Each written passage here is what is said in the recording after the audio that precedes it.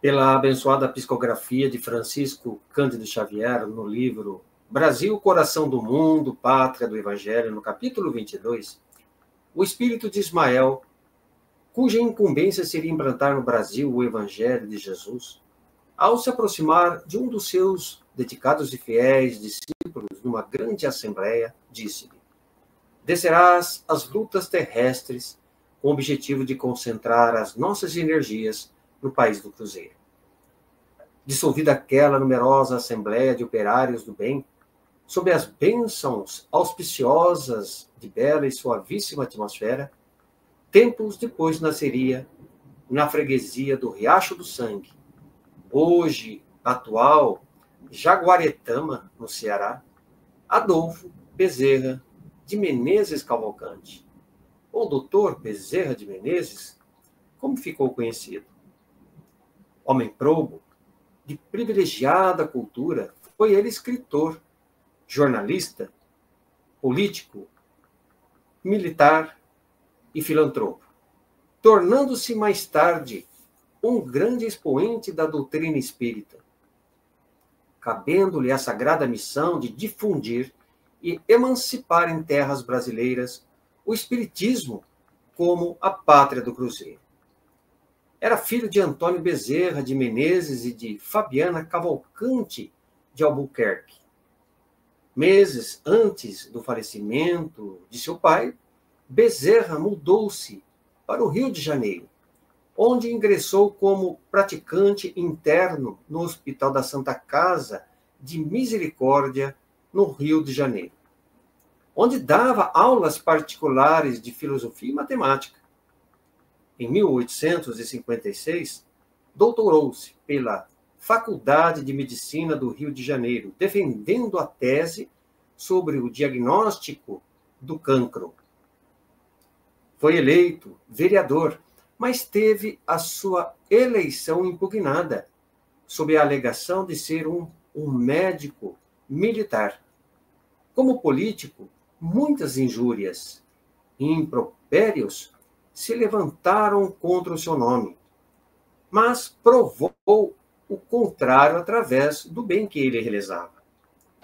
Ao abandonar a vida pública, passou a repartir com os mais necessitados o minguado recurso financeiro de médico, levando consolo e conforto através de uma palavra amiga, passando desse modo a ser chamado como o médico dos pobres.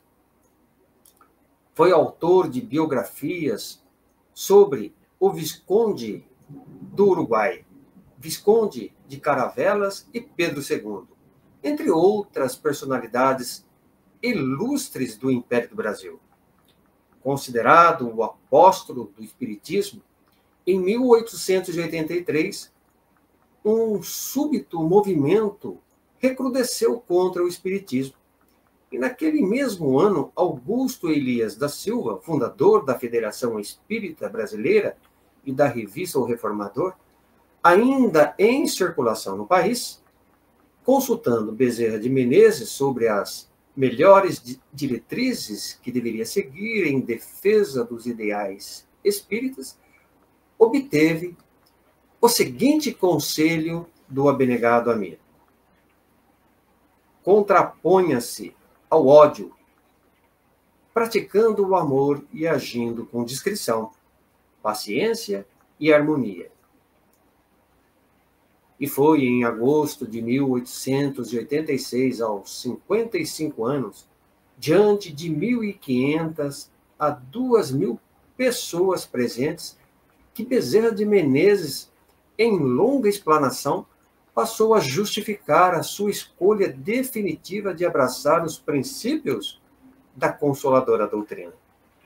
Considerava a medicina como um sacerdócio, onde deixou como um de seus maiores legados, exemplos e conselhos inesquecíveis aos jovens médicos de todas as épocas.